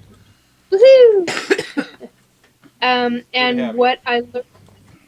Yep. Good to be had. Whoa, man. I didn't mean it like that. Yeah, you did. You're all about it. Anyway, so he knew when they took him from me, he was already the mental age of 7 years old. Mm-hmm. So in another 3 months, at birth, that I can only assume he'd be either somewhere between 9 years old or even a teenager mentally. Mm-hmm. And they've got very specific, because their growth rate is just phenomenal, absolutely phenomenal. So I can only imagine what their end goal is for their life. I mean, to be able to have that kind of knowledge, not only going in, but to retain it, that's a big deal. We don't retain it. We have to go from birth to however old we are when we pass, when we die. And we go from not remembering. But he freaking knew. That's not really true either, because even as children, as babies, there are signs that some up until 7 years old. Like habits. The standard has been up until 7 years old. Most kids remember, but it also depends upon how they're raised, what family members they're raised around, or non-family members they're raised around. But all of that comes into play. I honestly thought was going to be a football player when he was born, because his head came in the shape of a fucking football. Hey, we don't even bring that up. Well, no, the shape of my head. Now wait a minute. My son, when he was born, he was cone shaped. Yeah, because he was in the birth canal so long, it literally, the fontanelle, it squishes your head. Literally shaped. And then we had family who called him little Mr. Chipmunk, because he had these great big pudgy cheeks and giant ears, and yet he outgrew all of that. His whole body just went into this normal growth rate, and all of that normalized, basically. The doctors laughed like crazy because I asked, is that going to go back to normal, or is he always going to be like that? Well, okay, so we, at 3 months old, they told me, his pediatrician told me that, yeah, your kid's going to be 6'1", 6'2". And I was like, excuse me? And because of a number of things that they did, and I loved the pediatrician that we had. We had just a wonderful pediatrician at the time. And she was phenomenal. And she was like, oh yeah, matter of fact, it wouldn't surprise me, because he's going to be a big boy. It wouldn't surprise me if he's going to be like a football player. he's built like an American football player lineman right now. I mean, he's svelte. But he's got the broad shoulders that runs in my side of the family. He's got the big bones. I mean, genetically, I've been tested and we found out, oh yeah, you've got very dense, thick bones. My kid is that way. So yeah, I mean, we joked about very same thing. Very same thing. So I mean, I get it. You just don't know when you have your kids if they're, you don't know for sure. Let's just put it that way. Yeah. So, Yeah, and he wasn't interested in football. I understand I that wasn't. because I got my BMI tested and I figured out my bones are about 2 times the size of a normal person. Yeah, they are way more dense, and Yeah. that comes from Yeah, your that's why I'm mother's, so big. It's because grandmother's I'm big side. boned. No, you look like a potato. Brown, a little wrinkly, and pockmarks all over the 5 place. people have called me that today. This is horrible. Wow, you've been called a potato by 5 people? Yes. Wow. You should move to Idaho. I know. I'll become the farmer. Okay, I can't get my job off. What the hell? I'm just saying. That's if not 5 normally people tell you something you are people something say. in a day. Yeah, it's so weird. It was 5 random people. It was 3 little kids that just randomly popped into the library. And one was one of my friends. And then the other one was you. This is horrible. You just got called a potato by 3 random small children. Yep. That saw you and went, "Wow, you're a potato." Yeah. That is really freaking awkward. I know. Okay. Maybe you should look into this potato thing. I think it's the bad genes you gave me. Okay. Probably. They don't fit. You live like a potato, too. No. You like cold, dark spaces. Hey, that's just every teenager nowadays. Oh my god. So much shit on this kid. I mean, potatoes don't go to school. Hey, You don't ever go to school. Hey, I do online. Uh-huh. Yeah, it's pretty great. Gotta get you a couch. Aren't you looking for a chair for your room? I'm looking for a reading chair. A reading chair. So It's you different. can It's use- different. Get a couch. It's easiest. So you definitely become a couch potato. Yeah, I can't fit that in my room. God. It's too small. That was my original plan I- if I had a bigger one. On my guest, I told them, I was like, I would love to, I wish I had a chair for you. Because the last time they were with me, they came and sat on my couch while I was live. And I'm like, all I've got is my bed. And I got told, don't worry about it. And I was like, but, and I basically realized, even to the other side, I'm a gracious host. I'm like, what the hell am I doing? Right. I'm like, well, I want them to be comfortable. Yeah. And I still periodically have 2 old gentlemen who come and they like to sit in the rocker, Well, in the recliner, in my living room. if you don't have extra chairs at your table when we're doing the show, John, pull open that chair a little bit so someone can sit down. Oh, They're always welcome here. yeah. Right on. We got spots for 2. Yeah.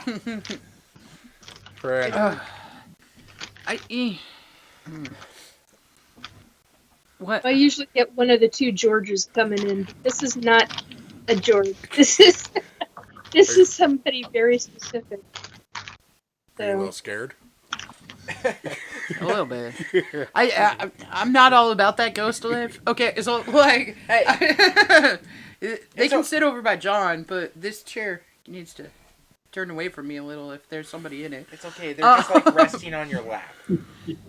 Right.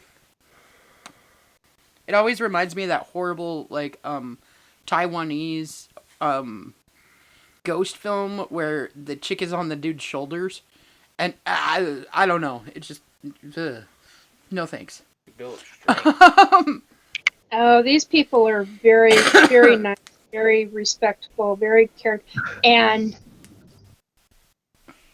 And I love people, and they can be nice, and they can be respectful, and all that jazz. But like, I'm not all about that. Like seeing them next to me. Well, quit putting your hand through them. That's rude. Yeah. Well, they're like, in my opinion, they're okay. I got told I can say it. They're like American royalty, is how I think of them. So, because I'm not giving away who it is, but anyway, yeah. No. See, I have an irrational fear of spirits. Okay, that is really stupid. Okay, I get this. An irrational fear of spirits. Why is that? Okay. You got curious.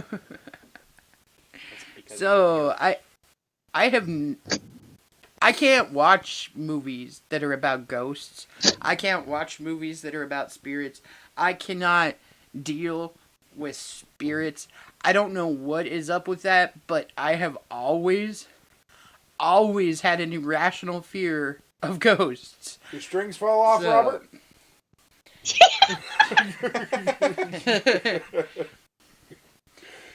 That is really twisted looking. Monkey paw! Well, how do you think that makes Patrick Swayze feel? You're never going to see his movie. Yeah. I'm okay with this. Yeah. I'm okay with this. No, but I don't know. Like, ask Cole. Like, this is seriously something that terrifies me and always has. Like, I don't do ghosts. So anytime Kayla watches a scary movie, we have to watch a Disney movie afterwards. That's how okay, so I ended up coming out of a meeting today and then had a 20-minute phone call afterwards. I mean, like, less than 20 minutes after I got done with my meeting, I had an unexpected call. Mm-hmm. And one of the things was, when I get that inundated with information and overwhelmed, I have to have a kids movie. It has to be an animated kids movie. Yeah, like straight up Lion King or something. Okay, like one of the classics too. No, That reminds me. Robert, Don't watch Princess and the Frog then. What was it? Princess and the Frog has some ghosts in it. Yeah. Yeah. Because they got friends on the other side. That reminds me. Anytime me and my two brothers would watch scary YouTube videos as a kid, we would always turn on Barbie right after. Robert, who's the How Do You Train Your Dragon? The black dragon. Toothless. Toothless. I have to see Toothless. Really? There's something about I have to see. Yes. I have to see Toothless. Gummy jaws. See, and Kayla used to have this thing where, though, like, we'd watch a scary movie and she would love to scare the kids. Oh, jeez. So then one night and yet you have a hard time with it. Yeah, and so we watched a scary movie about ghosts. Well, scary according to her. And I told her her two choices for a Disney movie were Coco or The Book of Life. Yeah, no, and it wasn't great. I was like, shut up. Okay, I don't like this. No, I don't know what it is. I really don't. But, like, I have a weird fear of ghosties. That cracks me up. It's not weird. That probably stems from something that really freaked you out, and there's probably a good reason why. Oh, I could tell you exactly what it stems from. So can I. Okay? I know the exact moment that this stems from. And it was when I was 7 years old. So, when I was 7 years old, I used to live in this house with a whole bunch of my other family. It was a generational home. So my grandfather made the house, and then downstairs it was like an unfinished basement. So it still had like concrete walls, I guess would be the way to put it. Okay, and like rafters were still showing. Like it didn't have the finishings of being a totally finished basement. But this place that my grandfather built had enough space downstairs and upstairs and everything for like 15 people. Like, it was a huge house. Oh yeah. And when I was 7 years old, my grandmother passed away. And she was living with us at the time. And it was my first, like, big family death. And the first time that something had, like, fully impacted my day-to-day life as far as somebody passing away. Like, I'd been around death before, but it was always, like... Somebody not like a family. Like a cousin, but, like, somebody that you only saw, like, once a year, or you've only seen once or twice in your life. It wasn't somebody that you see on an everyday basis and has a huge impact on you. So, my grandmother passed away. And my grandmother stuck around for a long time, trying to make sure that everybody was okay. But in my 7-year-old mind, and being the first time that I'd ever dealt with impactful death, it terrified me.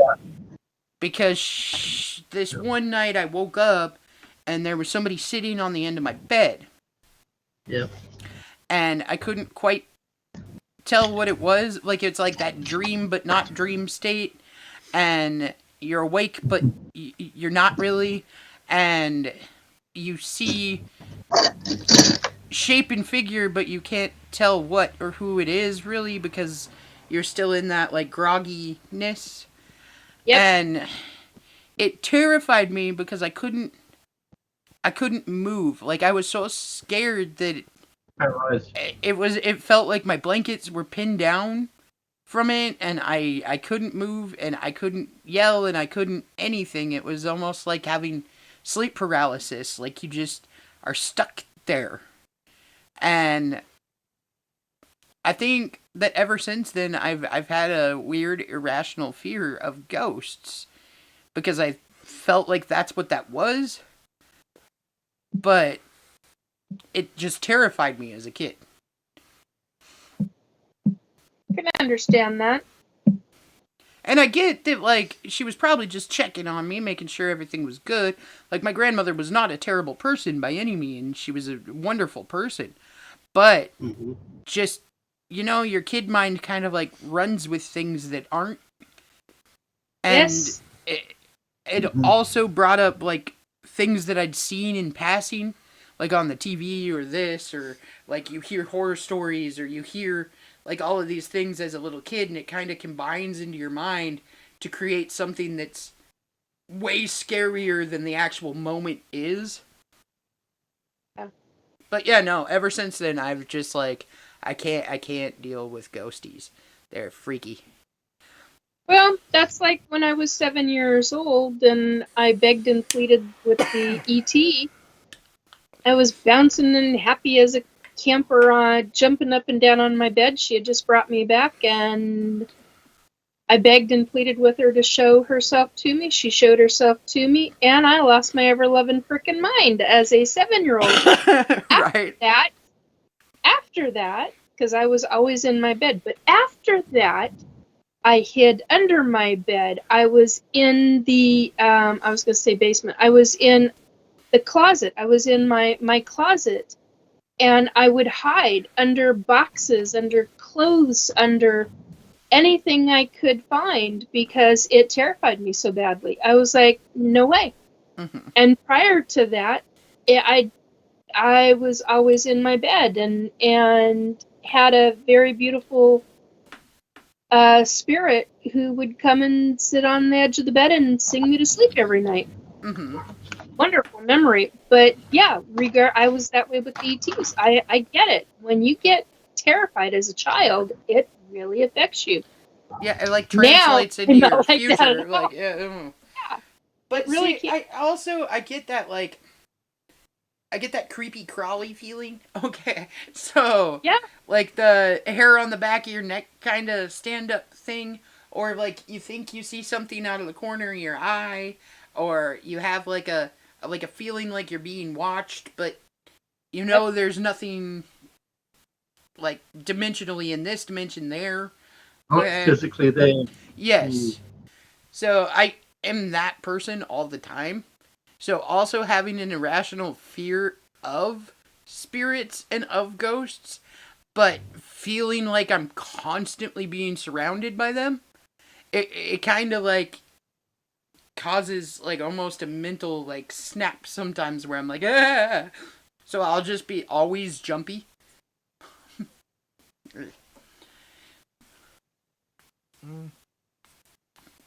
What? I don't Sorry. consider Had- your fear of ghosts an irrational fear. No. No, No, that's not irrational. because it stems from something that actually did. Happen. Yeah. Mm-hmm. And it makes perfect logical sense. I mean, hello.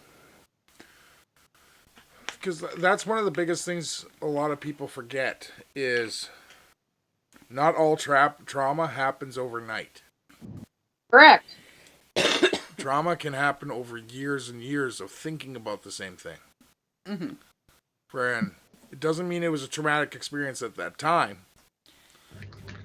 It just means that the thought of it continuously, that It's like this intrusive actually thought. happened. Mm-hmm. Yeah. Yeah. It builds and builds and builds until Yes. it finally cracks you. Mm.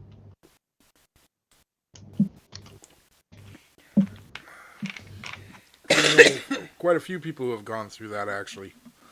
Mm-hmm. Crap. What? I lost my page. Uh-oh. Yeah, I don't know. Like, and I guess irrational fear, you're right, would be the wrong word for that because it's a totally based in reality fear. It's not like I'm horrified of water, but I've never really been in it or drowned or had any. Like, that would be more of an irrational type thing because there's no actual given reason in this lifetime, anyways, why you would be worried about that. Yeah. So it's 11:48. But I have one more question that's probably going to take up the rest of the time. Okay. Ask away. When it comes to past lives, Yeah. do you guys believe that if you make a vow or a contract Or in promise of some sort. a past life, can it carry on into the next lives? Yes. I believe it can, yes. Mm-hmm. And do you think if you find out that as a past life you have done that, and if you start to remember all your past lives, and in those past lives, for example, a vow of poverty, could you break it in the next life? Well, I think it's possible that you could break any. Well, anybody can break any vow in any given lifetime. What if it's a contract? Well, contracts and vows Okay, are. contracts can be broken. Okay. You can break a contract. It is not an easy thing to do if it's an EP. It's not an easy thing to do if it's a life soul contract. Can But it be it's not broken? binding. Yes. Excuse me? But it's not binding. Yeah. I mean, you can break them, but it's not an easy thing to do, and it's got significant consequences. Yep, throughout the rest of the life. So you've got to be very careful in how you go about doing it. And I swear to God, whoever keeps touching my chest right here, back the fuck off right now. Sorry. Because I'm about ready to come after your ass. Do it again, I'm going to slap the shit out of you. Leave me alone right now. Yeah, John. I'm not. Excuse me. Fuck. I mean, what the frick? Cole, What? not him. Shit.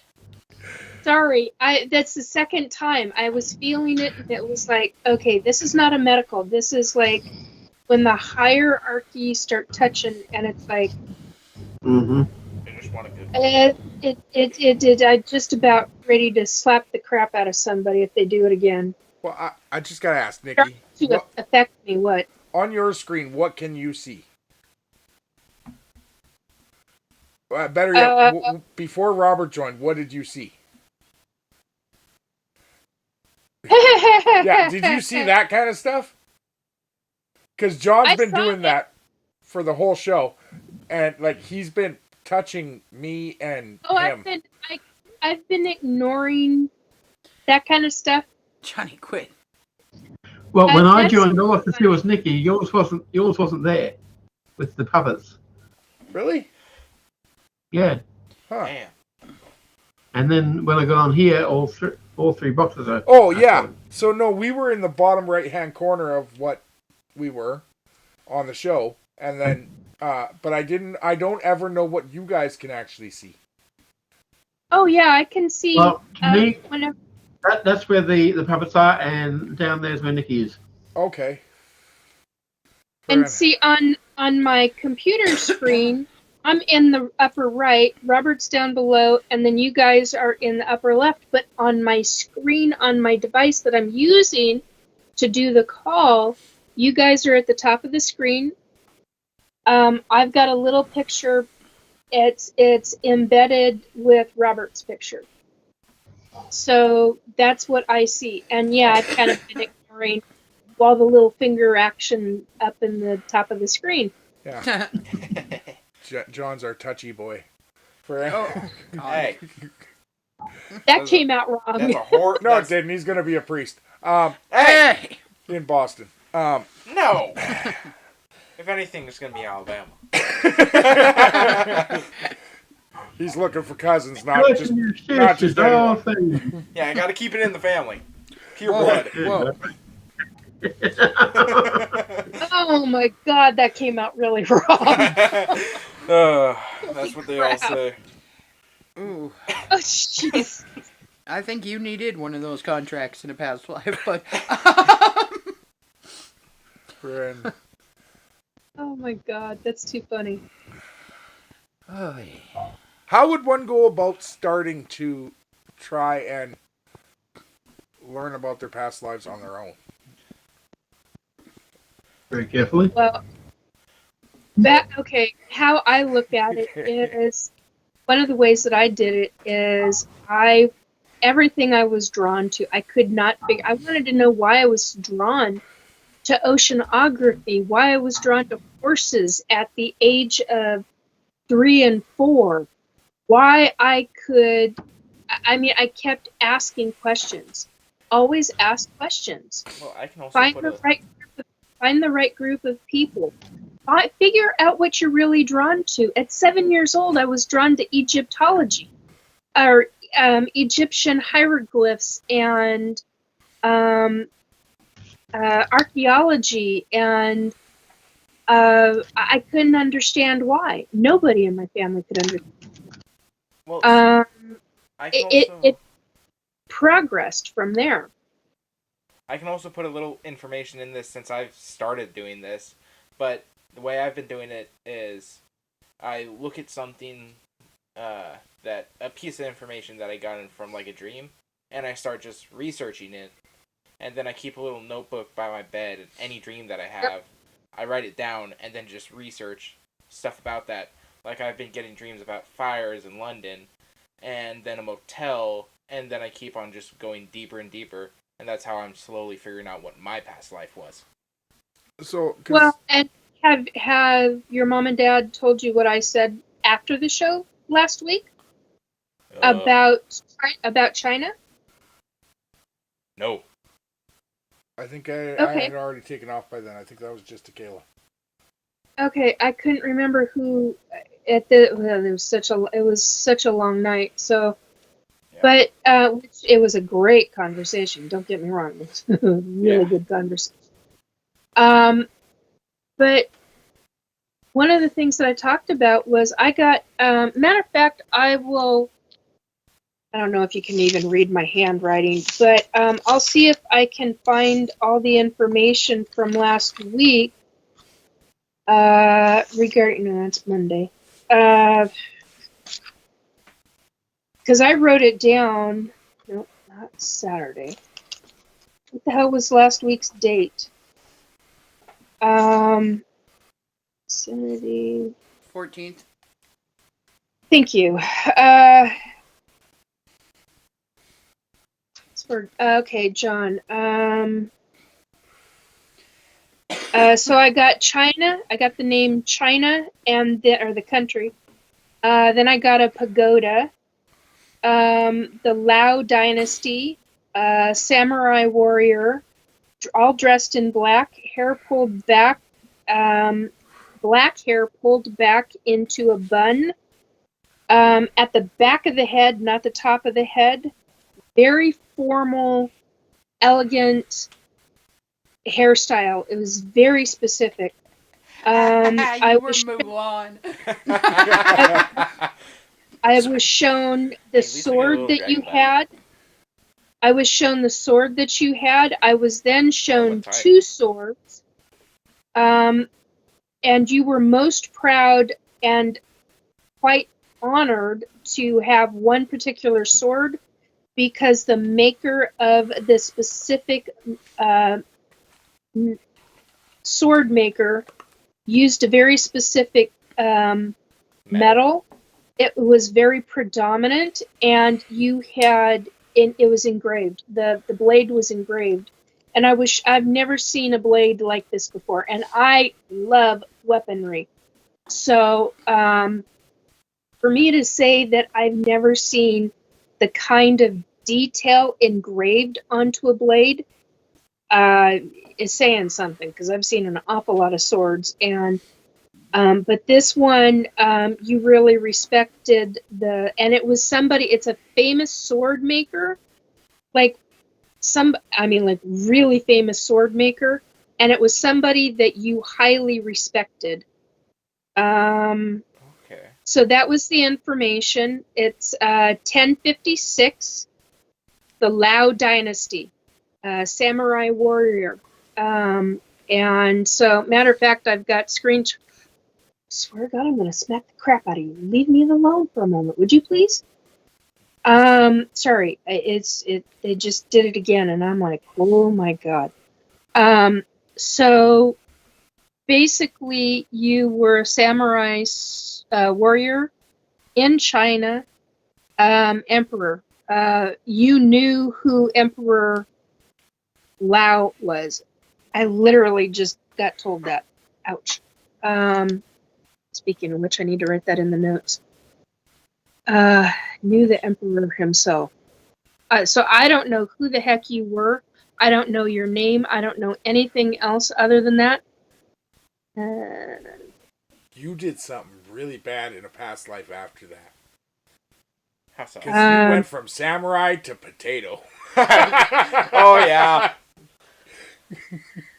So, That's horrible. but that's very distinguished. To have that kind of a life, that is a very distinguished, very formal life.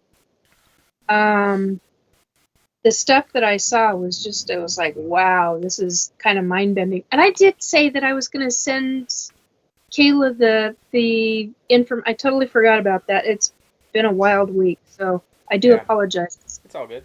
I was supposed to send a bunch of people, well, at least 4 people, a number of different things, and because of this new phone, and I'm still trying to figure shit out. So I will get you the information. With that, guys, we are at the end of the show. Yeah. For all those in America, our long weekend begins tomorrow, really. Well, no, it is midnight now, so it definitely begins tomorrow. Yep. We're in. Memorial Day weekend. Yeah. So all of you have a wonderful Memorial Day weekend. Safe. Let us remember the fallen. For those celebrating graduation, congratulations to all the grads out there. And spring and summer break is coming up, so yeah, that's amazing. We are starting tomorrow. Today, Thursday. We are going to the Blue Fox Drive-In for Lilo and Stitch. And, yes. The last Mission Impossible movie that they're making. So yeah. I figured I watched the first one in the theater. I should watch the last one in the theater too. So, and this works. But It's kind of pathetic that as a 41-year-old man, I'm more excited about Lilo and Stitch than I am about Mission Impossible. That all I'm saying Oh, is it's your that's native funny. blood kicking in. It might be, yeah. Yeah, every native, it's either Baby Yoda or Lilo and Stitch. Yeah, that's I'm just true. saying. Fran, actually, you know, you were talking about blades earlier, Nikki. Yeah. Our friends at Well, Robert- Witches Cove LLC in Shelton, Washington, they are going to be commissioning. I commissioned a blade off of them that they are going to make within the next year for me. He's got to work on his forging abilities for this one because it's something he's never made before. And so I'm actually having a tomahawk made for me. Ooh. Oh, nice. So in the same style that Mel Gibson wore on his side that was given to him by a native tribe, according to the movie lore, in The Patriot. Fran. Oh, wow.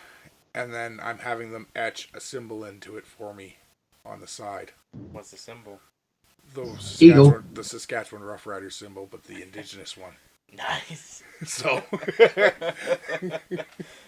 Fran, but I'm very excited about that. So, for any of your metaphysical needs, you can go to Witches Cove LLC on Facebook. Make sure you visit them. They are starting to make blades and put them into their store, so you can also check them for those.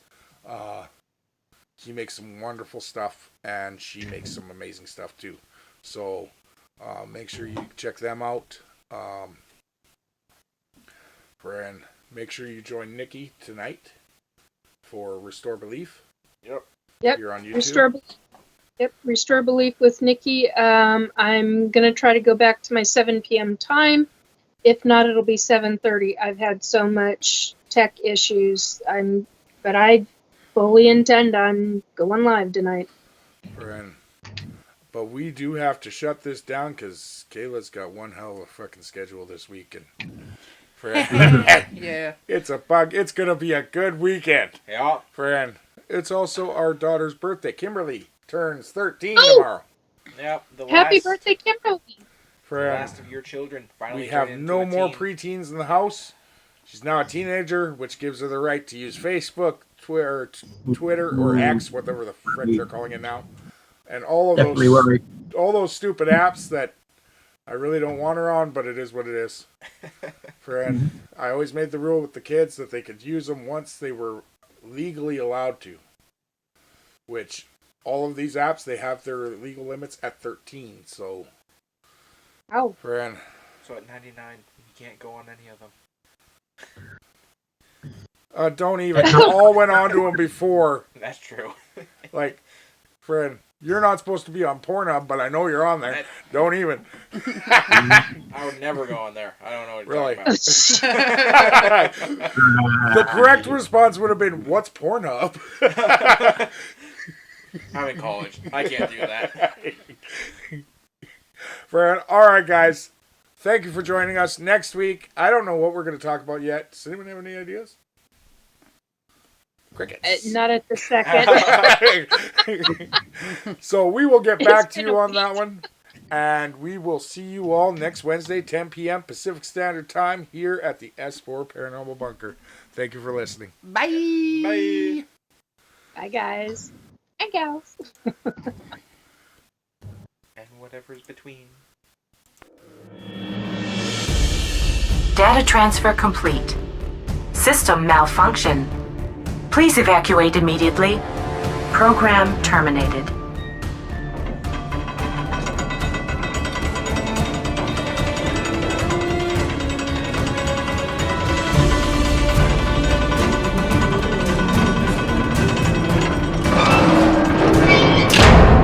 Son of a biscuit eater.